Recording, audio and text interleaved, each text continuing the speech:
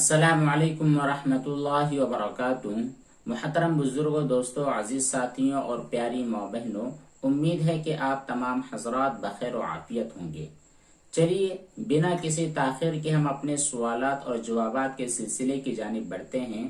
आज की मजलिस में तकरीबन 45 से ज़ायद सवालात किए गए हैं। इंशाअल्लाह कोशिश की जाएगी कि तमाम ही सवालात के जवाबात बड़ी आसानी के साथ और बहुत मुख्तसर अंदाज में पेश किए जाएं। सबसे पहला सवाल किया है वजीहा नियाज ने, पूछती हैं अस्सलाम वालेकुम।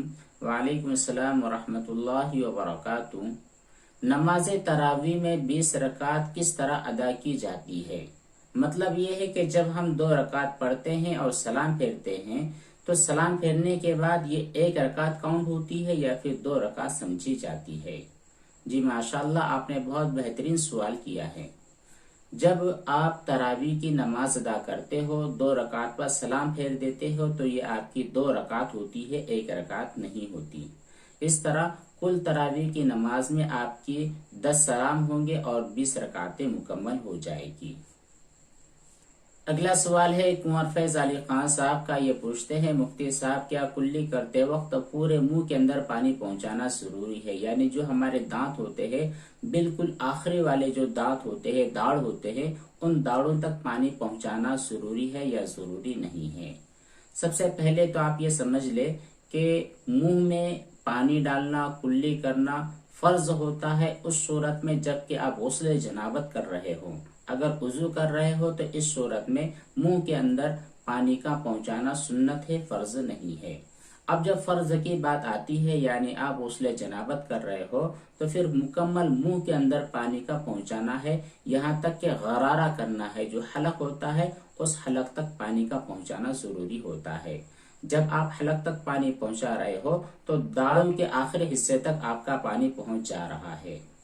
अगला सवाल किया है अरबाज सैयद साहब ने, पूछते हैं और क्या कोई चीज नापाक हो जाए और उसको हाथ लगाने के बाद जब हम उस चीज को हटा दे, फिर वो जो हमारे हाथ थे जिन पर नापाकी लगी है उससे कोई कपड़ा पकड़ ले, कोई चीज पकड़ ले, यहाँ तक कि हम लगातार दूसरी चीजों को छूते रहें तो तमाम चीजें नापाक हो जाएगी या फिर क्या हुक्म होगा? जी देखिए, आपने अगर किसी नापाक चीज को टच किया है तो इसकी सूरत में देखना यह होगा कि उस नापाक चीज वाली जो नापाकी है वो नापाकी आपके हाथ में लगती है या नहीं लगती। अगर किसी चीज की नापाकी या उसका असर आपके हाथों में आ जाता है तो उस सूरत में आपके हाथ नापाक होते हैं। इसी तरह आपके हाथ में कोई नापाकी लगी है और आपने अपने हाथों से कोई चीज पकड़ ली, मोबाइल पकड़ लिया, लैपटॉप या कंप्यूटर पकड़ लिया, अपने कपड़े छू लिए, अपनी किताबें छू ली, जब तक आपके हाथ की नापाकी किसी दूसरी चीज में नहीं चली जाती उस वक्त तक दूसरी कोई भी चीज नापाक होने वाली नहीं है। अगला सवाल किया है अनवर अली खान साहब ने, पूछते हैं अस्सलाम वालेकुम हजरत। जी वालेकुम अस्सलाम व रहमतुल्लाहि व बरकातुहू। इनका पूछना यह है कि तहारत के बारे में अभी तक नापाकी को नापाक नहीं समझते थे, पाक समझते थे। इस सूरत में क्या करें?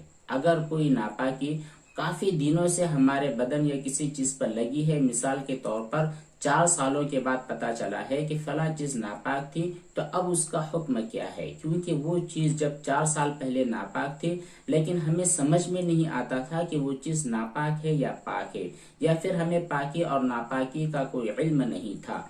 आज जाकर के हमें पता चला है कि नापाकी क्या होती है, पाकी क्या होती है। तो 4 साल पहले वाली चीज का हुक्म क्या होगा? वो चीज आज भी हमारे इस्तेमाल में है, तो इस सूरत में वो चीज नापाक ही होगी या फिर पाक हो चुकी होगी। तो जी देखिए, तहारत और पाकी के जो मसाइल होते हैं इंतहाई बारीक होते हैं, इंतहाई नाजुक होते हैं। हर इंसान के लिए जरूरी है कि उन मसाइल का इल्म हासिल करे। खुदा न खास्ता अगर किसी आदमी को तहारत और पाकी का इल्म नहीं है और वो आदमी नापाकी की हालत में नमाज अदा कर ले तो उसकी नमाज दुरुस्त होती नहीं है, चाहे उसको उसका इल्म हो या इल्म ना हो। तो गुज़िश्ता 4 सालों पहले आपके इस्तेमाल में वो कौन सी चीज थी जिसके बारे में आप कह रहे हैं कि वो चीज नापाक थी? अगर वो चीज नापाक थी, उस वक्त आपको उसका इल्म नहीं था, यानी पाकी और नापाकी का कोई इल्म नहीं था, आपने इस्तेमाल कर ली है, तो उसके बाद जो भी आपकी नमाजें वगैरह हुई है वो नमाजें दुरुस्त नहीं है, उन नमाजों को आप दोबारा लौटा लें। लेकिन अगर आज भी वो चीज आपके पास मौजूद है तो उम्मीद है कि इतने 4 सालों के दौरान अगर कोई कपड़ा था तो कई मर्तबा धुल चुका होगा, जब धुल चुका है तो वो पाक हो चुका है। इसी तरह अगर आपके जिस्म पर कोई नजासत थी तो ये भी 4 सालों के दौरान कई मर्तबा धुल चुकी है। इसलिए अब अपने दिल में उन तमाम चीजों के बारे में शक और वसवसा पैदा न करें। हाँ, इतना आप काम कर सकते हैं कि आइंदा की जो आपकी जिंदगी होगी उस मुकम्मल जिंदगी में तहारत, पाकी, सफाई, नजासत, इन तमाम चीजों के बारे में काफी एहतियात से काम लिया करें। अगला सवाल करते हैं बिलाल खान, पूछते हैं मुफ्ती साहब, अगर मिट्टी की ईंट जो जमीन से निकल चुकी है, अलग हो चुकी है, अगर उस पर पेशाब की छींटे लग जाए और वो खुश्क हो जाए तो क्या उसके जरिए पाकी हासिल की जा सकती है या पाकी हासिल नहीं की जा सकती? बिल्कुल की जा सकती है। अगर ईंट है, पत्थर है या कोई मिट्टी का ढेला है, उसके ऊपर नजासत या नापाकी गिरी थी और नजासत या नापाकी लगने के बाद हवा से, धूप से वो चीज पाक हो चुकी है, साफ हो चुकी है, उसमें नजासत का कोई असर बाकी नहीं है, तो वो तमाम चीजें पाक है। अब पाक है तो उन तमाम चीजों को आप इस्तिंजा के लिए इस्तेमाल कर सकते हैं, कोई हरज नहीं है। बेहतर यह है कि आप फ्रेश ढेला इस्तेमाल करें, लेकिन अगर फ्रेश ढेला आपको कहीं मिलता नहीं है तो इसके इस्तेमाल की भी गुंजाइश है, इस्तिंजा आपका दुरुस्त हो जाएगा। अगला सवाल किया है आयशा रफीक ने, बाथरूम को पाक करते वक्त हम इसी तरह धोते हैं तो पानी डालते हुए जो पानी बह जाता है, बाथरूम के सुराखों में चला जाता है, तो चले जाने के बाद कुछ पानी ऐसा होता है जो सुराखों पर जम जाता है, वो अंदर जा नहीं पाता, बह नहीं पाता है, तो इस सूरत में वो जो पानी होगा, पानी के कतरात होंगे जो बाथरूम के सुराख के पास जमा हो चुके होंगे, इनकी पाकी और नापाकी का हुक्म क्या है? देखिए, जब भी आप बाथरूम में किसी नापाकी को दूर करते हैं तो दूर करते हुए नापाकी को धोते वक्त आप इतना पानी बहा देते हो कि वो सब बाथरूम से बह जाता है, उसका कोई असर वहां पर बाकी नहीं रहता। यहाँ तक कि आप 2 मरतबा 3 मरतबा पानी डालते हो, तो 2-3 मरतबा पानी डालने के बाद आपके जो कपड़े होंगे या आपका जो बदन होगा वो तो पाक हो चुका है। जब आपके कपड़े और बदन पाक हो चुके हैं, इसी तरह जो जमीन होती है वो जमीन भी पाक हो जाती है, क्योंकि जो नापाक पानी था वो नापाक पानी बह गया है और सुराखों में जो पानी है तो वो पहली मर्तबा पूरा निकल चुका है, दूसरी मर्तबा निकल चुका है, तीसरी मर्तबा भी निकल चुका है, और जो थोड़ा बहुत बाकी है, थोड़े बहुत छींटे बाकी है या थोड़ा बहुत पानी वहां पर जमा है, तो वो नापाक होता नहीं है। उसके बारे में किसी किस्म का शक दिल में पैदा न करे। हाँ, अगर कोई नापाकी लगी है, आपको समझ में आ रहा है कि वहां पर कोई नापाकी मौजूद है, तो ये अलग हुक्म है, इस वक्त में वो तमाम पानी नापाक होता है। अगला सवाल करती है आयशा रफीक, इनका पूछना यह है कि इस्तिंजा की बड़ी बूंद अगर बाल्टी के पाक पानी में गिर जाए और हम उस पानी को पाक करना चाहे तो क्या उसके लिए ये तरीका अपना सकते हैं कि उस पर पानी चालू कर दे, नल वगैरह से उसमें पानी जारी कर दे, फिर जारी होने के बाद बाल्टी का पानी बहने लग जाए, तो इस सूरत में वो पानी पाक होता है या पाक नहीं होता? Please guide me. जी बिल्कुल पाक हो जाता है। अगर बाल्टी में या किसी टब में या किसी बर्तन में पानी रखा हुआ है और उसमें नापाक पानी के कोई छींटे गिर जाते हैं, तो इस सूरत में वो बड़े मामूली और नॉर्मल मिकदार में होते हैं। उसकी पाकी का तरीका ये होता है जैसे कि आपने बयान कर दिया, ऊपर से पानी आप उसमें डालते रहिए यहाँ तक कि वो जो बाल्टी का या टब वगैरह का पानी था वो बहने लग जाए। जब काफी मिकदार में बह जाए तो फिर वो पानी पाक हो जाता है। अगला सवाल किया है मोनिका ने, पूछते हैं मुफ्ती साहब, मेरा सवाल यह है कि जिन लोगों को कपड़े पाक करने का तरीका पता न हो और वो इसी तरह कपड़ों को धो लिया करे कि पाक नापाक कपड़े दोनों मिक्स होते हैं, तो इस सूरत में उन कपड़ों का हुक्म क्या होता है? क्योंकि वो कभी कभार निचोड़ते भी नहीं है, इसी तरह कपड़े धोकर सुखा दिए जाते हैं, तो इस सूरत में वो कपड़े पाक होते हैं या कपड़े नापाक होते हैं? जी देखिए, طہارت اور پاکی کے جو مسائل ہے یہ ہر ایک کے لیے سیکھنا ضروری ہے. خاص طور پر ہماری جو خواتین ہوتی ہے کپڑوں کی طہارت ان کے ذمے ہوتی ہے. اسی طرح گھر کی طہارت کے فرائض وہی انجام دیتے ہیں. تو بہتر یہ ہے کہ ہماری خواتین، ہماری مائیں بہنیں طہارت اور پاکی کے مسائل کو سیکھ لیں. اس کے لیے بہت اچھی کتاب ہے بہشتی زیور. مولانا اشرف علی تھانوی رحمۃ اللہ علیہ نے تحریر فرمائی ہے. ہر گھر میں یہ کتاب ہونی چاہیے، ہر خاتون کو اس کا مطالعہ کرنا چاہیے. آپ نے جو صورت بیان کی ہے کہ لوگ طہارت اور ناپاک کپڑوں کی طہارت کے بارے میں بہت زیادہ خیال نہیں کرتے ہیں، تو دیکھیے اگر اس طرح کپڑے دھوئے جائے کہ وہ کپڑے ناپاک ہوں، ناپاک کپڑے کو دھونے کا جو طریقہ ہے ان طریقوں کے مطابق نہ دھویا جائے، یعنی اس نجاست کو دور نہ کی جائے، یا اگر وہ نجاست دکھنے والی نہیں تھی اس کو 3 مرتبہ اچھی طرح دھو کر نہ نچوڑا جائے تو اس صورت میں وہ کپڑے پاک ہوتے نہیں ہیں. اور ایسے ہی کپڑوں کو پہن کر اگر آپ نماز ادا کر لیتے ہو تو آپ کی نماز بھی درست نہیں ہوتی ہے. اس لیے ان تمام مسائل کو آپ اچھی طرح سیکھ لیں. جو لوگ جانتے نہیں ہیں انہیں بتلا دیا کریں. اگلا سوال کیا ہے منزہ رفیق نے. پوچھتی ہیں السلام علیکم مفتی صاحب. جی وعلیکم السلام ورحمۃ اللہ وبرکاتہ.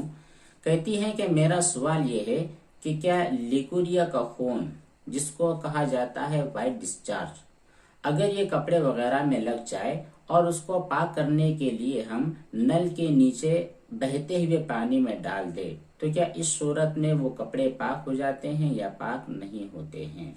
جی بالکل پاک ہو جاتے ہیں. اگر آپ نے کسی نجس اور ناپاک کپڑے کو بہتے ہوئے پانی میں دھویا ہے، اتنا دھو لیا ہے کہ اس کپڑے پر لگی ہوئی ناپاکی اور نجاست ختم ہو گئی ہے، تو اس صورت میں آپ کا کپڑا بالکل پاک ہو چکا ہے. کسی قسم کا کوئی شک اور وہم دل میں باقی نہ رکھے. اور اس صورت میں نچوڑنا بھی ضروری نہیں ہے. نچوڑنا اس صورت میں ضروری ہوتا ہے جب کہ آپ کسی بالٹی میں یا کسی ٹب وغیرہ کے اندر سے پانی لے کر کپڑے دھو رہے ہو. جاری پانی میں جیسے کہ نل کے نیچے رکھ کر آپ نے دھویا ہے تو جیسے ہی نجاست ختم ہو جائے گی آپ کے کپڑے پاک ہو جائیں گے. اگلا سوال کیا ہے پٹھان الیاس صاحب نے. پوچھتے ہیں السلام علیکم مفتی صاحب، آپ بہت ہی بہترین طریقے سے جواب دیتے ہیں. جی جزاکم اللہ خیر و احسن الجزاء. اگلا سوال کیا ہے وجیہہ نیاز نے. پوچھتی ہیں حیض کے آخر میں وائٹ ڈسچارج کے ساتھ بہت ہی لائٹ یلو کلر بھی ہے تو غسل کر سکتے ہیں یا نہیں؟ جی جس وقت آپ کے حیض کا خون ختم ہو چکا ہے، آپ کی جو بھی عادت تھی، 3 دن تھی، 5 دن تھی، 7 دن تھی، 10 دن تھی، جتنے دنوں کی آپ کی عادت ہے اتنی عادت مکمل ہو چکی ہے. اس کے بعد جو خون نکلتا ہے چاہے اس کا کلر تبدیل ہو، وائٹ ہو، یلو ہو، تو وہ حیض نہیں ہوتا ہے، استحاضہ ہوتا ہے. اس صورت میں آپ کے ذمہ ضروری ہے کہ غسل کر لے، نماز اور روزوں کی ادائیگی کرتے رہے. اگلا سوال کیا ہے کنور فیض علی خان صاحب نے. پوچھا ہے مفتی صاحب میرے گھر میں پاکی ناپاکی کا بہت زیادہ خیال نہیں رکھا جاتا ہے، اس لیے کیا کسی کے نہانے کے بعد جب میں غسل کرنے کے لیے واش روم جاؤں تو اس صورت میں مجھ کو 1 مرتبہ بالٹی سے زمین کو اچھی طرح دھونا ہوگا؟ جی بالکل دھونے کی ضرورت نہیں ہے. جب کوئی بندہ کسی باتھ روم میں غسل کرتا ہے تو وہ خود پاک ہو جاتا ہے. جب خود بندہ پاک ہو جاتا ہے تو اس کے بعد جو زمین ہوتی ہے وہ زمین بھی پاک ہو جاتی ہے. اسی طرح کہتے ہیں کہ اور وہ جو مگا بالٹی وغیرہ ہوتا ہے تو اس کو 1 مرتبہ دھونا چاہیے یا بنا دھوئی استعمال میں لانا چاہیے. اگر ان کے اوپر کوئی نجاست نہیں لگی ہے تو بالکل دھونے کی ضرورت نہیں ہے. ہاں اگر آپ کو پتا چلتا ہے کہ زمین پر یا بالٹی پر یا مگے وغیرہ میں نجاست ہے تو اس صورت میں دھونا ضروری ہوگا، ورنہ ایسے ہی دھونے کی ضرورت نہیں ہے. اگلا سوال کیا ہے وجیہہ نیاز نے. میں نے سنا ہے کہ روزے کی حالت میں استنجا کرتے ہوئے بڑا احتیاط سے کام لینا چاہیے کیونکہ اس کی وجہ سے روزہ ٹوٹ جاتا ہے. جی دیکھیے روزے کی حالت میں استنجا کرنے سے روزہ فاسد نہیں ہوتا ہے. ایک صورت یہ ہے کہ اگر کوئی بندہ استنجا کرے اس حال میں کہ نیچے کا پانی جس سے آپ استنجا کر رہے ہو آپ نے اتنی زور سے دے مارا یا کسی پریشر سے اس کو اندر داخل کر دیا جہاں سے نجاست اور بیت الخلا نکلتی ہے اس مقام میں، تو اس وقت آپ کا روزہ فاسد ہوتا ہے، جبکہ پانی اندر چلا جاتا ہے۔ لیکن یہ عام حالات میں ایسا معاملہ ہوتا نہیں ہے، بہت ریئر کیسز ہوتے ہیں جب آدمی خود جان بوجھ کر کے پانی چڑھائے تب چڑھتا ہے۔ عام حالات میں استنجا کرتے ہوئے پانی چڑھتا نہیں ہے، اس لیے آپ استنجا کرتے ہوئے مطمئن رہیے، آپ کا روزہ فاسد نہیں ہوتا ہے۔ اگلا سوال کیا ہے ارباز سید صاحب نے، پوچھتے ہیں السلام علیکم مفتی صاحب۔ جی وعلیکم السلام ورحمۃ اللہ وبرکاتہ۔ میرا سوال یہ ہے کہ ہم دکان سے گوشت یا چکن وغیرہ لیتے ہیں، پھر اسے فریج میں رکھتے ہیں اور پکانے کے لیے جب اس کو ہاتھ وغیرہ لگاتے ہیں تو پھر اس کی اسمیل ہاتھ میں آ جاتی ہے، تو اس صورت میں ہمارے ہاتھ ناپاک ہوتے ہیں یا پاک ہوتے ہیں؟ اس کا جواب دیجیے۔ جی دیکھیے، جب بھی کسی جانور کو ذبح کیا جاتا ہے تو ذبح کرنے کے بعد اس میں سے جو بہتا ہوا خون ہے وہ خون نکل جاتا ہے۔ خون نکلنے کے بعد جو گوشت ہوتا ہے یہ گوشت بالکل پاک ہوتا ہے، چاہے اس کو نہ دھویا جائے تب بھی وہ پاک ہی رہے گا۔ تو جو گوشت آپ نے خرید کر لایا ہے اور خریدنے کے بعد اس کو پکانے کے لیے ہاتھ لگایا یا فریج میں رکھا ہے، تو اس صورت میں اس کی جو اسمیل آپ کے ہاتھ میں آ چکی ہے، اس کے جو اثرات آپ کے ہاتھ میں ہے، اس کی وجہ سے آپ کا ہاتھ ناپاک نہیں ہوتا ہے، گندا ضرور ہوتا ہے، اچھا نہیں لگتا ہے اس کی بدبو، اس کی جو بو ہوتی ہے اس کو سونگھنا یا ایسے ہی بنا ہاتھ دھوئے رہنا یہ اچھا نہیں لگتا ہے۔ آپ اپنے ہاتھوں کو دھو لے، لیکن وہ ہاتھ نجس ہوتے نہیں ہیں، ناپاک نہیں ہوتے ہیں۔ اس کے بعد اگلا سوال کیا ہے ریاض لاری صاحب نے، پوچھتے ہیں السلام علیکم۔ میرا سوال یہ ہے کہ میں ایک لور پہنے ہوئے ہوں جس میں 3-4 جگہ سلی ہوئی ہوتی ہے، وہاں پر باریک باریک سے چھید ہے جن کو بہت زیادہ قریب سے دیکھنے کے بعد اس کی نظر آتی ہے، تو اس صورت میں ایسی چھید والی لور پہن کر کے نماز کی ادائیگی درست ہے یا درست نہیں ہے؟ بالکل درست ہے۔ جو چھید ہے بہت نارمل ہے، بہت مختصر ہے، بڑے باریک ہے۔ اتنے چھید اگر ہو کہ آپ کے جسم کا کوئی ایک حصہ، کوئی ایک عضو، اس عضو کا چوتھا حصہ اگر نظر آتا ہے تو اس صورت میں آپ کی نماز درست نہیں ہوتی ہے۔ لیکن جو صورت آپ نے بتلائی ہے اس صورت میں وہ جو چھید ہے بڑے باریک ہے، بڑے مختصر ہے، اس وجہ سے آپ کی نماز درست ہو جاتی ہے، نماز مکروہ بھی نہیں ہوتی ہے۔ اگلا سوال کیا ہے منزہ رفیق نے، پوچھتی ہیں السلام علیکم مفتی صاحب، اگر واش بیسن پر ناپاک کپڑے دھوتے ہوئے بڑی احتیاط کے باوجود کچھ چھینٹے اڑ جاتے ہیں تو اس صورت میں اس کی پاکی کا حکم کیا ہے؟ جی دیکھیے، واش بیسن میں جب آپ کپڑا دھو رہے ہیں اور دھوتے وقت اگر وہ کپڑا ناپاک ہے یا کسی ناپاک حصے کو آپ دھو رہے ہیں تو بڑی احتیاط کے ساتھ دھوئیے تاکہ چھینٹے اڑ کر ادھر ادھر نہ بکھر سکے۔ لیکن اگر چھینٹے اڑ جاتے ہیں اور وہ بڑی معمولی مقدار میں ہوتے ہیں، 1 درہم سے کم کی مقدار میں ہوتے ہیں، تو پھر وہ معاف ہوتے ہیں۔ بہتر یہ ہے کہ آپ ان حصوں کو بھی دھو لیں۔ اگر وہ چھینٹے اڑ کر دیوار پر لگ چکے ہیں، زمین پر لگ چکے ہیں، اور وہ زمین پر دیوار پر لگے ہوئے چھینٹے ہوا سے یا دھوپ سے خشک ہو جاتے ہیں تو وہ تمام جگہیں پاک ہو جاتی ہے، لیکن واش بیسن کو آپ کو دھونا ہی ہوگا۔ 1 مرتبہ یا جب تک نجاست ختم نہیں ہو جاتی ہے اس وقت تک دھو دے، آپ کی واش بیسن پاک ہو جائے گی۔ اگلا سوال کیا ہے پٹھان الیاس قلم نوری صاحب نے، پوچھتے ہیں السلام علیکم مفتی صاحب، آج کل ہمارے معاشرے میں ایک نیا چلن عام ہو گیا ہے کہ کسی لڑکی کی ختنہ کرنے کے بعد جمعہ کے دن 4 یا 5 جمعہ کو ختنہ کی جمعگی کی رسم ادا کروائی جاتی ہے، یہ کیسا ہے؟ یہ سب بکواس کام ہے جو لوگوں نے گھڑے لیے ہیں، اپنے دماغ سے، اپنے دل سے پیدا کر لیے ہیں۔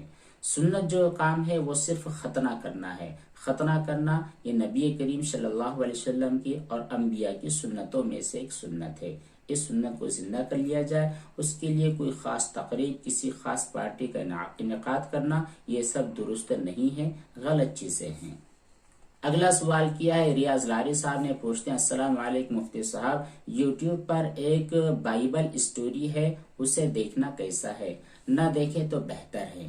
یوٹیوب کے پر بہت ساری ایسی چیزیں موجود ہے، اسی طرح گوگل پر بہت ساری ایسی چیزیں ہیں جن کے دیکھنے کی وجہ سے یا جن کو واچ کرنے کی وجہ سے آپ کا فائدہ کچھ خاص ہوتا نہیں ہے، بلکہ الٹا کبھی کبھی نقصان ہو جاتا ہے۔ خاص طور پر جو دینی باتیں ہوا کرتی ہے، دینی علم ہوا کرتا ہے، اس سے آپ मोतबर उलमाए किराम से हासिल किया करें। गूगल वगैरह पर, यूट्यूब वगैरह पर जो मौजूद होते हैं, सिर्फ तफरीह के लिए अगर आप देखते हैं तो दुरुस्त है, वरना न देखना ही बेहतर होता है।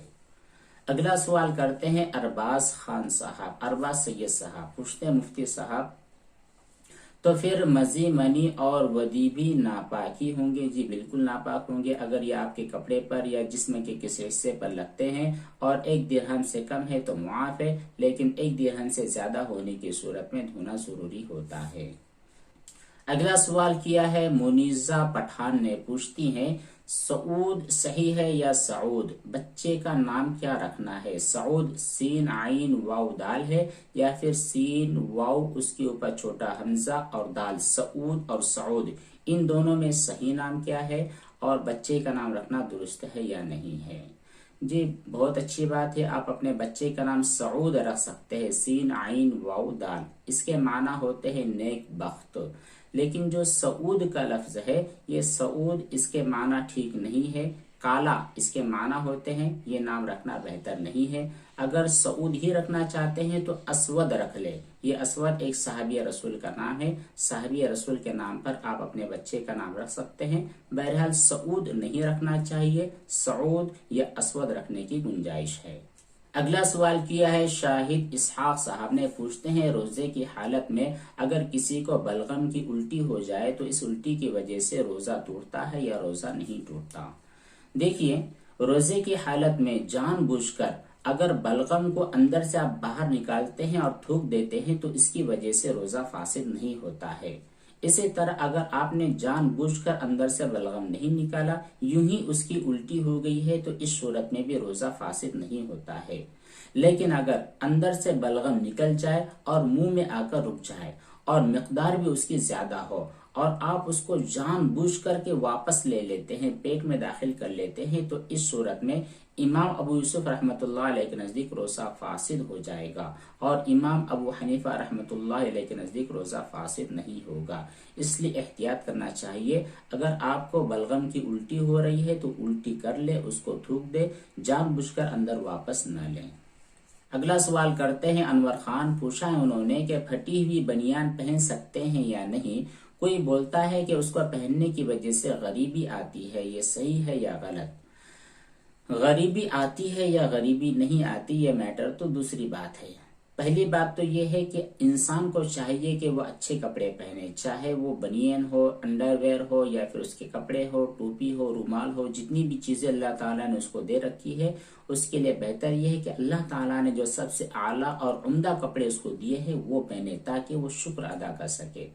लेकिन अगर कोई बंदा गरीब है, मुहताज है और उसके पास वही फटे पुराने कपड़े हैं तो इनके पहनने से भी कोई मसला होता नहीं है। अगर आप फटे हुए कपड़े पहनते हैं तो पहनने की वजह से कोई गरीबी नहीं आती, बल्कि खुद आदमी गरीब होता है इसलिए वो पहनता है। अगर अल्लाह ताला ने आपको हैसियत दे रखी है और बेहतरीन और उम्दा आपके पास कपड़े हैं तो आप बेहतरीन पहने, जो फटे हैं, पुराने हैं, बेहतर यह है कि आप ऐसे कपड़ों को गुरबा, फुकरा और मसाकीन की जानिब हदिया, तोहफा और सदका कर दें। अगला सवाल किया है रियाज लारी साहब ने, पूछते हैं अस्सलाम वालेकुम मुफ्ती साहब, मेरे मोहल्ले की मस्जिद में कबूतर ने अपना घर बना लिया है और वहां पर मस्जिद में आने के बाद वहां पर बीट कर देते हैं, तो फिर वो चटाई नापाक होती है या पाक ही रहती है?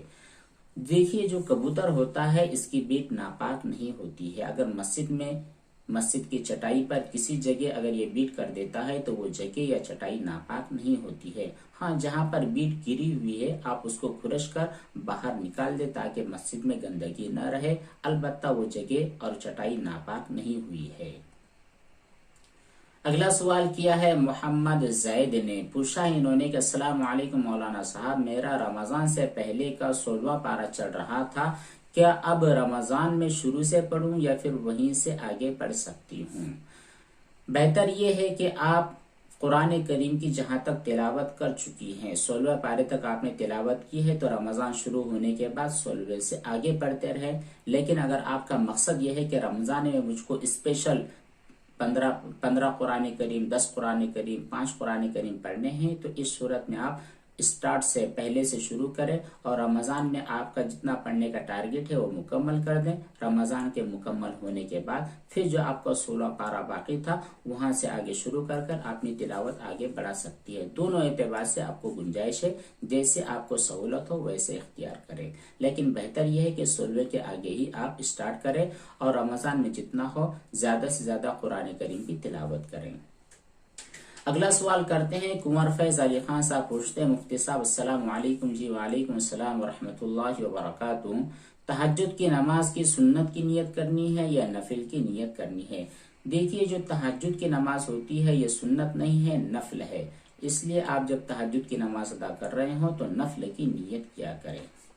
اگلا سوال ریاض لاری صاحب نے کیا ہے، پوچھتے ہیں السلام علیکم مفتی صاحب، پیر میں اگر کوئی نجاست لگی ہے، مثلا پیر کے اندر کوئی ناپاک چینٹے لگے ہیں اور ہم پیروں کو دھوتے ہیں ہاتھ سے، تو ہاتھ سے پیروں کو دھونے کے بعد جب ہمارے پیر پاک ہو جاتے ہیں تو پھر کیا واپس دوبارہ ہاتھ ناپاک ہو جاتے ہیں؟ انہیں دھونا ہوگا یا نہیں؟ بالکل دھونا نہیں ہوگا۔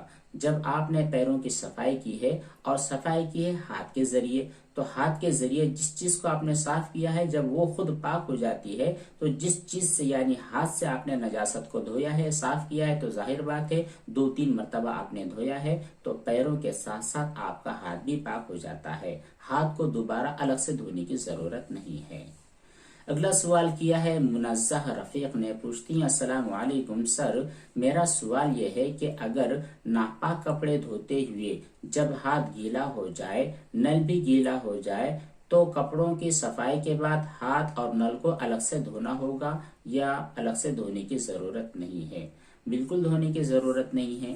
جس وقت آپ نے کپڑے صاف کیے ہیں، کپڑے کی صفائی کرتے ہوئے 2-3 مرتبہ آپ نے کپڑوں کو دھویا ہے، نچوڑ لیا ہے، تو اس کی وجہ سے کپڑے پاک ہو چکے ہیں، آپ کے ہاتھ بھی پاک ہو چکے ہیں، اور جو مگے وغیرہ تھے، بالٹی تھی، وہ تمام چیزیں پاک ہو چکی ہے، نل بھی پاک ہو چکا ہے۔ لیکن اگر آپ کو محسوس ہو رہا ہے کہ یہ چیزیں تو پاک ہو چکی ہیں لیکن نل کے اوپر ابھی تک نجاست باقی ہے، تو بہتر ہے کہ آپ کے کپڑے دھونے کے بعد کچھ پانی آپ کے باتھ روم میں بہا دے، کچھ پانی آپ کے مگے میں، اسی طرح جو بالٹی ہے اس میں اور جو نل لگا ہے اس پر بھی بہا دے، تاکہ کسی قسم کا کوئی شک باقی نہ رہے۔ اگلا سوال کیا ہے پٹھان الیاس قلم نوری صاحب سے، پوچھتے ہیں السلام علیکم مفتی صاحب، شب قدر کب ہے؟ اس رات میں کون سی نماز ادا کرنی چاہیے؟ دیکھیے شب قدر کب ہے اس کی متعینہ تاریخ، اس کا علم اللہ تعالیٰ کے علاوہ کسی کو نہیں ہے، لیکن بہت زیادہ کہا گیا ہے، نبی کریم صلی اللہ علیہ وسلم نے بھی تاکید فرمائی ہے کہ شب قدر کی تلاش کرو رمضان المبارک کے آخری عشرے میں، آخری عشرے کی جو طاق راتیں ہوتی ہے، جیسے کہ 21 رمضان، 23، 25، 27، 29 رمضان المبارک کی جو 5 راتیں ہوتی ہے طاق راتیں، ان طاق راتوں میں شب قدر کو تلاش کرنا چاہیے۔ بزرگان دین نے، علماء کرام نے بھی تلاش کی ہے، اس لیے ہم بھی ان 5 راتوں میں جاگے اور شب قدر کو تلاش کریں۔ اب رہی عبادت کرنے کا سوال کہ شب قدر اگر ہمیں مل جاتی ہے تو اس میں کون سی عبادت کرنی چاہیے، کون سی نماز پڑھنی چاہیے؟ تو یاد رکھیں شب قدر کی کوئی مخصوص عبادت یا مخصوص نماز نہیں ہوتی ہے، آپ جتنی چاہیں نمازیں ادا کر سکتے ہیں، قرآن کریم کی تلاوت کر سکتے ہیں، ذکر کر سکتے ہیں، توبہ استغفار کر سکتے ہیں، اور زندگی میں آپ کی جو فرض نمازیں چھوٹ چکی ہیں ان تمام نمازوں کی قضا اس رات میں ادا کر سکتے ہیں، کوئی مخصوص نماز ہوتی نہیں ہے۔ اگلا سوال کیا ہے حافظ محمد سلیم دیگر صاحب نے، پوچھتے ہیں السلام علیکم مفتی صاحب، میرے لیے خاص طور پر دعا فرمائیں کہ اللہ تعالیٰ میرا قرآن شریف پانی کی طرح بالکل پکا کر دے، آمین۔ اللہ تعالیٰ آپ کو قرآن کریم ازبر فرما دے اور آپ کا حافظہ مضبوط فرمائے۔ اسی طرح ہمارے جتنے سامعین ہیں ان تمام سے بھی گزارش ہے کہ ہمارے حافظ محمد سلیم صاحب ان کے لیے خصوصی طور پر دعا فرمائیں۔ کہتے ہیں کہ آج میرا تراویح میں 8واں پارہ چڑھ رہا ہے، ماشاءاللہ، اللہ تعالیٰ خوب برکت عطا فرمائے، آسانی کا معاملہ فرمائے۔ اگلا سوال کیا ہے ریاض لاری صاحب نے، پوچھتے ہیں مفتی صاحب وضو کے ٹائم مجھے پیر دھونے میں کافی وقت لگ جاتا ہے، ایک پیر کو دھوتا ہوں تو دوسرے پیر پر چھینٹے اڑ جاتے ہیں، پھر دوسرے کو دھوتا ہوں تو پہلے پیر پر چھینٹے اڑتے ہیں۔ یہ دیکھیے وضو کے اندر زیادہ وقت نہیں لگانا چاہیے، اسی طرح غسل میں بھی زیادہ وقت نہیں لگانا چاہیے۔ نبی کریم صلی اللہ علیہ وسلم کا جو وضو تھا، سنت وضو تھا، اس سنت وضو کے مطابق آپ وضو کر لیں، انشاءاللہ آپ کا وضو بہت اچھی طرح ہو جائے گا، اس میں کوئی شک بھی باقی نہیں رہے گا۔ جیسے آپ نے سوال کیا ہے کہ جب ایک پیر کو دھوتے ہیں تو اس کی چھینٹیں دوسرے پیر پر اڑتے ہیں، تو ظاہر بات ہے جب بعد میں آپ نے دوسرا پیر دھویا ہے تو اس کی چھینٹیں آپ کے پہلے والے پیر پر پڑیں گے، اور ایک مرتبہ جو آپ نے پیروں کو دھویا ہے، 2 مرتبہ دھویا ہے، 3 مرتبہ دھویا ہے، تو 3 مرتبہ دھونے کے بعد کسی قسم کی ناپاکی باقی رہنے کا شک نہیں ہونا چاہیے۔ اور ویسے بھی اگر آپ کے پیروں پر کوئی ظاہری ناپاکی نہیں ہے تو ناپاکی نہ ہونے کی وجہ سے اس کی چھینٹیں اڑ کر چاہے آپ کے پہلے پیر پر جائیں، دوسرے پیر پر جائیں، ہاتھ پر جائیں، کپڑے پر جائیں یا کسی چیز پر جائیں، تو جانے کی وجہ سے وہ چھینٹیں چونکہ ناپاک ہوتے نہیں ہے، اس لیے کوئی چیز ناپاک بھی ہوتی نہیں ہے۔ آپ مطمئن رہے، وضو کرتے رہے۔ اگر کوئی شک اور وسوسہ دل میں پیدا ہو تو لا حول ولا قوت الا باللہ العلی العظیم پڑھ لیا کریں۔ اگلا سوال کیا ہے منزہ رفیق نے، پوچھتی ہیں السلام علیکم مفتی صاحب۔ جی وعلیکم السلام ورحمۃ اللہ وبرکاتہ۔ میرا سوال یہ ہے کہ خون اینڈ وائٹ ڈسچارج یعنی لیکوریا والے جو کپڑے ہوا کرتے ہیں انہیں نل کے نیچے بیٹھ کر پاک کرنے کا طریقہ بتلائے، کیونکہ بار بار ایسے کپڑوں کو دھو کر نچوڑنے کی وجہ سے میرے ہاتھوں کو بہت زیادہ درد ہو رہا ہے۔ جی دیکھیے، اگر کسی کپڑے کو اگر صاف کرتے ہو، دھوتے ہو، اس کی نجاست کو دور کرتے ہو تو اس کے لیے شرط یہ ہے کہ اگر نجاست نظر آنے والی ہے تو اس وقت تک دھوئے جب تک کہ وہ نجاست ختم نہیں ہوتی۔ اگر نجاست ایسی لگی ہے جو آنکھوں سے نظر نہیں آتی تو اس کی پاکی کا طریقہ یہ ہے کہ آپ اس کو 3 مرتبہ دھو لیں اور 3 مرتبہ نچوڑ لیں، اور جو تیسری مرتبہ نچوڑیں گے تو بھرپور طاقت سے نچوڑیں۔ اور تیسرا طریقہ یہ ہے کہ اگر آپ ایسے ناپاک کپڑوں کو جاری پانی میں ڈال دیتے ہیں، بہتا ہوا جو پانی ہوتا ہے، نہر ہوتی ہے، دریا ہوتی ہے، ندی ہوتی ہے، نالے ہوتے ہیں، اسی طرح اوپر سے گرنے والا کوئی بھی پانی ہوتا ہے جو پانی بہ رہا ہوتا ہے، اس کے نیچے اگر آپ کپڑے ڈال دیتے ہوں اور ڈالنے کے بعد اچھی طرح اس کو ہلا دیتے ہوں یہاں تک کہ کپڑے پر موجودہ ناپاکی نکل جاتی ہے، تو اس صورت میں نچوڑنے کی ضرورت نہیں ہوتی ہے۔ اگر آپ بار بار ایسے کپڑے دھو کر پریشان ہو چکی ہیں تو یہ طریقہ اپنا سکتی ہے کہ جاری پانی میں آپ کپڑے دھوئیں، اتنی دیر تک کپڑا دھوتے رہے یہاں تک کہ وہ جو اس کے اوپر نجاست لگی ہے وہ ختم ہو جائے۔ اس صورت میں آپ کو نچوڑنے کی ضرورت نہیں ہوگی۔ اگلا سوال کیا ہے ریاض لاری صاحب نے، پوچھتے ہیں السلام علیکم مفتی صاحب، سوال یہ ہے کہ کمرے میں تصویر کتنی سائیڈ میں لگی ہو تو پھر نماز نہیں ہوتی ہے، کہ چاروں طرف تصویر نہیں ہونی چاہیے یا پھر 3 طرف اگر تصویر ہے سامنے والے حصے میں نہیں ہے تو ہماری نماز درست ہوتی ہے یا نہیں۔ اسی طرح بہت سے اخبارات وغیرہ ہوتے ہیں، الماری میں جو پیپر بچھے ہوتے ہیں اس میں چھوٹی چھوٹی تصویریں ہوتی ہیں، اگر وہ ہمارے سامنے ہو تو نماز درست ہوتی ہے یا نہیں ہوتی۔ یہ دیکھیے، تصویروں کا جو معاملہ ہے، اگر ہمارے سامنے تصویر لگی ہے تو اس صورت میں ہماری نماز درست نہیں ہوتی ہے۔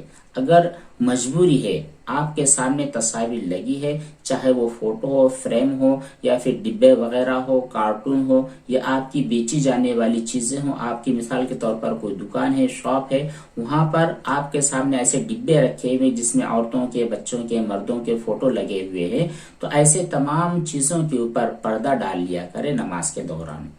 اتنا موٹا پردہ ہو کہ اس پردے کے اندر سے وہ تصویریں نہ جھلکتی ہوں، اتنا موٹا اگر پردہ ہے تو انشاءاللہ آپ کی نماز درست ہو جائے گی۔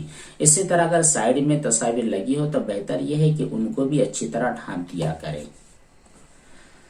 اور جہاں تک سوال ہے پیپر کا، اخبار کا، جو اخبار وغیرہ ہوتے ہیں وہ اس کے اندر جو تصاویر انتہائی باریک اور انتہائی معمولی ہوا کرتی ہیں، وہ اگر آپ نے الماری کے نیچے بچھائی ہوئی ہیں اور اس کے اوپر آپ کے پروڈکٹ رکھے ہوئے تو ایسے تصاویر کا سامنے ہونے کی وجہ سے کوئی حرج نہیں ہے، کیونکہ وہ نظر نہیں آتی ہے بلکہ چھپی ہوئی ہوتی ہے۔ تو ایسی تصاویر کو جو کہ بالکل چھپی ہوتی ہے نکال کر سائیڈ میں رکھنے کی ضرورت نہیں ہوتی ہے۔ اگلا سوال کیا ہے زریاب خان صاحب نے، پوچھتے ہیں مفتی صاحب میں بہت مشکل میں ہوں، مجھے ہر وقت لگتا ہے کہ میں ناپاک ہوں، احتلام میں شک ہوتا ہے، غسل میں بہت زیادہ ٹائم لگ جاتا ہے، پھر بھی یقین نہیں ہو پاتا ہے کہ میں پاک ہوا ہوں یا پاک نہیں ہوا ہوں۔ جی دیکھیے، سب سے پہلے تو آپ اللہ تبارک و تعالیٰ کی طرف رجوع کرے، اللہ تعالیٰ سے رو رو کر گر گڑا کر دعا مانگی کہ اللہ یہ جو مصیبت اور تکلیف میرے ساتھ لگ چکی ہے اس کو ختم فرما دے۔ اسی طرح ہمارے جتنے سامعین ہیں، ہمارے جتنے ویورز ہیں، ان تمام سے بھی گزارش ہے کہ زریاب خان صاحب کے لیے، اسی طرح ہمارے جتنے نوجوان ہیں ان تمام لوگوں کے لیے دعا فرمائے کہ اس طرح کی جو بیماریاں ہیں اس بیماری سے پوری امت مسلمہ کے جوانوں کی حفاظت فرمائیں۔ دیکھیے، جب آپ غسل کرتے ہو یا وضو کرتے ہو یا ناپاک کپڑا وغیرہ دھوتے ہو تو اس میں اتنی چیزوں کو مد نظر رکھا کرے جو شریعت نے کنسیڈر کی ہے۔ وضو کے متعلق ہے کہ اگر آپ ہر عضو کو 3 مرتبہ دھوتے ہو تو آپ کا وضو صحیح ہو جاتا ہے۔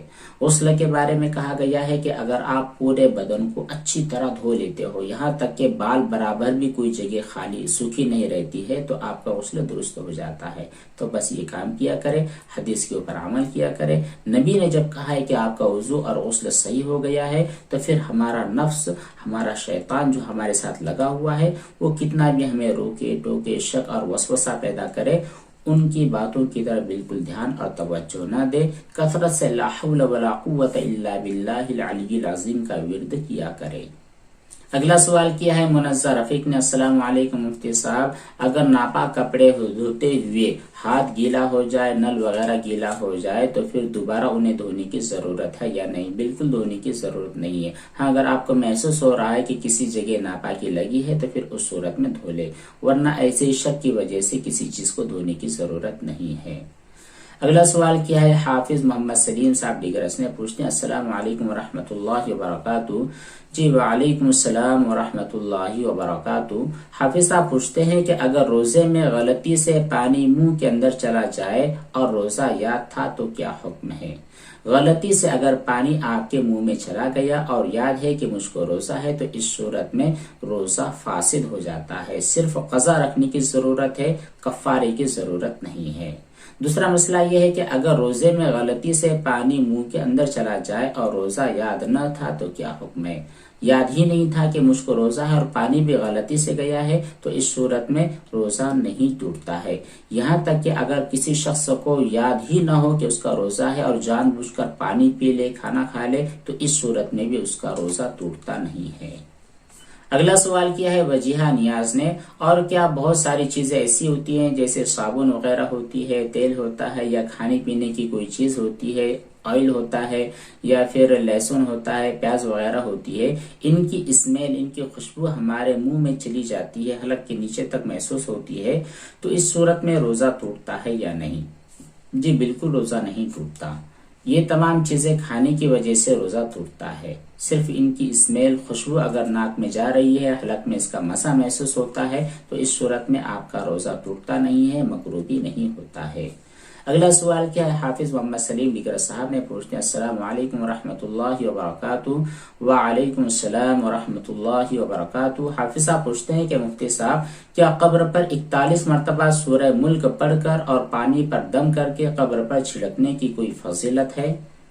سورہ ملک پڑھنے کی فضیلت تو ہے، نبی کریم صلی اللہ علیہ وسلم نے بہت سارے مواقع پر حکم دیا ہے کہ قبرستان میں جایا کرے، وہاں پر جو میت ہے، مرحومین ہے، ان کے لیے استغفار کیا کرے، ایصال ثواب کا اہتمام کرے۔ اسی طرح سورہ ملک پڑھ کر بخشنے سے، اسی طرح قبرستان میں جا کر پڑھنے سے مردوں کو فائدہ ضرور ہوتا ہے۔ البتہ سورہ ملک 41 مرتبہ پڑھ کر آپ کسی پانی میں دم کر لیتے ہیں اور وہ قبر پر چھڑکتے ہیں تو اس کی کوئی فضیلت نہیں ہے۔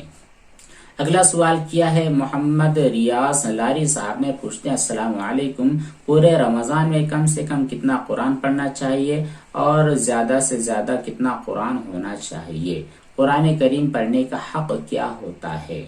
جی دیکھیے، قرآن کریم رمضان المبارک میں کثرت سے پڑھنا چاہیے، جتنا ہو سکے اتنا قرآن کریم کی تلاوت رمضان کے مبارک مہینے میں کرنی چاہیے۔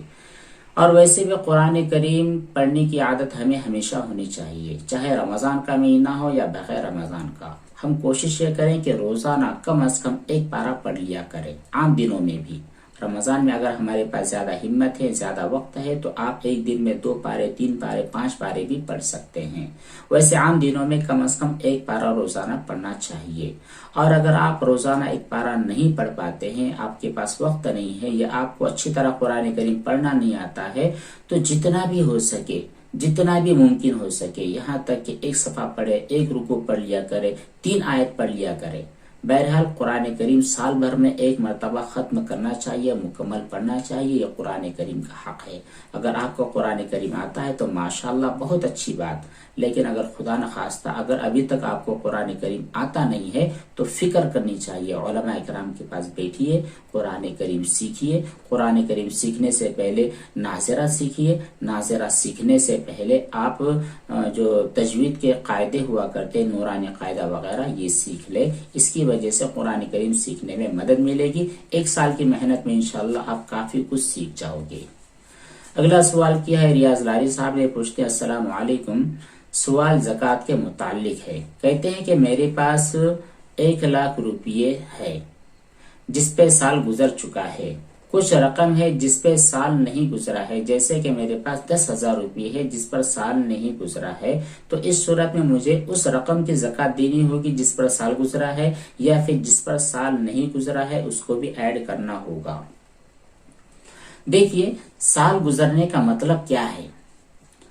आज रमजान अल मुबारक की 10 तारीख है। 10 तारीख को आपके पास 1 लाख रुपया है। आपने काउंट कर लिया, हिसाब लगा लिया कि रमजान के 10 तारीख को मेरे पास 1 लाख रुपये मौजूद है।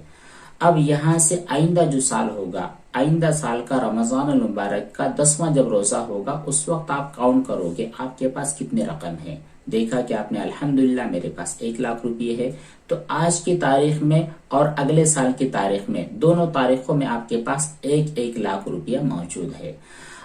तो आप साहिब निसाब थे शुरू में भी और आखिर में भी। तो इस सूरत में आपको ज़कात निकालनी है उतनी रकम की जितनी रकम आज की तारीख में आपके पास मौजूद है, यानी साल खत्म होने के बाद जितनी भी रकम है, तो उतनी पूरी रकम की ज़कात निकालनी है। अब दरमियान में हो सकता है आपके पास 10,000 ही हो, 2,000 ही हो, 5,000 ही हो, 10 लाख भी हो जाए, 50 लाख हो जाए, तो दरमियान में कितनी भी अमाउंट बढ़ती है घटती है, इसका कोई मैटर नहीं है। बस देखना ये होता है कि जिस वक्त आपके पास रकम आई थी कितनी थी, उतनी थी जिसकी वजह से आप साहिब निसाब बन जाते हो। साहिब निसाब आजकल के दौर में इंसान बन जाता है जबकि उसके पास 7.5 तोला सोना या उसकी रकम होती है, या 52.5 तोला चांदी या उसकी रकम होती है। 7.5 तोला सोना तो अक्सर लोगों के पास होता नहीं है, या उतनी रकम भी बहुत सारे लोगों के पास होती नहीं है। अलबत्ता जो चांदी का निसाब है 52.5 तोला चांदी, इसकी रकम हर एक इंसान के पास होती है। तो देखना होगा कि चांदी की रकम जो 52.5 तोला की होती है उतनी रकम हमारे पास है, तो हम साहिब निसाब है अल्हम्दुलिल्लाह। अब फिर साल गुजरता चला जाएगा, दरमियान में हमारे पास 52.5 तोला की जो चांदी होती है उससे ज्यादा भी रकम हो सकती है, कम भी हो सकती है, लेकिन कल्लाश आप नहीं हुए, थोड़ी बहुत रकम आपके पास है। यहाँ तक के साल गुजर चुका है। साल गुजरने के बाद आपके पास अगर 52.5 तोला की कीमत हो, या फिर 70 तोला की हो, 80 तोला की हो, 100 तोला की हो, जितनी भी रकम आपके पास उस वक्त मौजूद होगी, उस पूरी रकम की ज़कात आपको निकालनी होगी। अगला सवाल किया है सलाहुद्दीन अंसारी साहब ने, पूछते हैं अस्सलाम वालेकुम। जी वालेकुम अस्सलाम व रहमतुल्लाहि व बरकातुहू। सवाल इनका ये है कि क्या जिन्नात पर भी रमजान के रोजे, नमाज, ज़कात वगैरह फर्ज है? जिन्नात कहाँ पर नमाज पढ़ते हैं? क्या उनकी भी कहीं मस्जिद वगैरह होती है जहाँ पर वो सब जमा होते हैं, नमाज अदा करते हैं? जी देखिए, कुरान करीम में अल्लाह तबारक व तआला ने इरशाद फरमाया, मा खलक़तुल जिन्ना वल इंसा इल्ला लियअबुदून, मैंने इंसानों और जिन्नात को अपनी इबादत के लिए पैदा किया है। तो अल्लाह ताला ने इंसानों को उनकी इबादत के आदाब, तरीके, अहकामात बतला दिए हैं। इसी तरह जिन्नात के लिए भी जो तरीके हो सकते हैं, उनके लिए, उनके ऊपर जो नमाजें है, जो भी इबादतें अल्लाह ताला ने उन पर फर्ज की है, वो तमाम चीजें अल्लाह ताला ने उन्हें सिखा दी है। इसलिए आप मुतमईन रहिए, हमारे जिम्मे जो काम है हम करते रहेंगे, जिन्नात के जिम्मे जो काम है वो करते रहेंगे। उसकी जानकारी लेना हमारे लिए जरूरी नहीं है। اگلا سوال کیا ہے؟ ارباز سید صاحب نے پوچھتے ہیں السلام علیکم مفتی صاحب، میرا سوال یہ ہے کہ میں کپڑے کو صاف کر رہا ہوں، صاف کرتے ہوئے اس کو پاک کرتے ہوئے کپڑے کا جو دوسری طرف والا حصہ تھا وہاں پر اگر انگلیاں لگ جاتی ہیں تو اس صورت میں جو حصہ پاک تھا وہ بھی ناپاک ہو جائے گا؟ یہ دیکھیے، اگر آپ کوئی حصہ کپڑے کا دھو رہے ہو، صاف کر رہے ہو جو کہ ناپاک تھا، تو ناپاکی کو دور کرتے ہوئے اچھی طرح آپ کو احتیاط کے ساتھ کام کرنا چاہیے. جو چھینٹے ہیں وہ چھینٹے ادھر ادھر نہ لگے، اس بات کی احتیاط کرنی چاہیے، فکر کرنی چاہیے. اب رہا صفائی کرتے ہوئے آپ کی انگلیاں ادھر ادھر لگ جاتی ہے، تو اگر آپ کے ہاتھوں کے اوپر کوئی انگلیوں کے اوپر کوئی نجاست ہے، وہ نجاست اگر ادھر ادھر لگتی ہے تو ظاہر بات ہے وہ کپڑا بھی ناپاک ہوگا. اس صورت میں بہتر یہ ہوتا ہے کہ آپ اس کپڑے کو پکڑ لے جہاں پر ناپاکی ہے، اس کو پکڑنے کے بعد اچھی طرح دھو لے اور اتنے ہی حصے کو سکھا دے، ادھر ادھر ہاتھ نہ لگائیں. اگلا سوال کیا ہے؟ ریاض لاری صاحب نے پوچھتے ہیں السلام علیکم مفتی صاحب، اگر کوئی لڑکا کسی نامحرم لڑکی سے بات چیت کرتا ہو اور اس سے شادی کے لیے بھی تیار ہو، اب وہ غیر محرم سے بات چیت کرنا بند کر دے، مطلب یہ ہے کہ اس سے رشتہ قطع تعلق کر لے، تو اس صورت میں رشتہ توڑنے کا، قطع تعلق کا گناہ ملتا ہے یا پھر کیا ہوتا ہے؟ جی نہیں بھائی، یہ تو بہت خوشی کی بات ہے. جس وقت کوئی نامحرم لڑکا کسی نامحرم لڑکی سے بات چیت بند کر دے تو یہ تو عبادت والا کام ہے، ثواب والا کام ہے، اس میں کوئی گناہ والی بات نہیں ہے. گناہ والی بات تو تب تھی جب یہ دونوں میاں بیوی نہیں تھے، ایک دوسرے کے رشتہ دار بھی نہیں تھے، ایک دوسرے کے لیے محرم بھی نہیں تھے. اس صورت میں یہ دونوں ایک دوسرے کے ساتھ بات چیت کر رہے تھے، چیٹنگ کر رہے تھے، گھوم رہے تھے، پھر رہے تھے، یہ تمام جو کام کر رہے تھے یہ سب گناہ والے کام تھے. یہ تو اللہ تعالیٰ نے ان کے اوپر رحم فرمایا اور انہیں بے لذت گناہ والے کام سے ان کی حفاظت کی ہے. اب یہ دونوں اللہ تعالیٰ سے توبہ استغفار کرے اور آئندہ اس قسم کے گناہ میں مبتلا نہ ہونے کا سچا پکا ارادہ کر لے. تو یہ تھے چند سوالات اور ان کے جوابات جو آپ کی خدمت میں پیش کیے گئے ہیں. امید ہے کہ انشاءاللہ اس سلسلے سے ہم تمام کو کافی فائدہ حاصل ہوگا. اللہ تبارک و تعالی عمل صالح کی توفیق عطا فرمائے. آمین. والسلام علیکم ورحمۃ اللہ وبرکاتہ.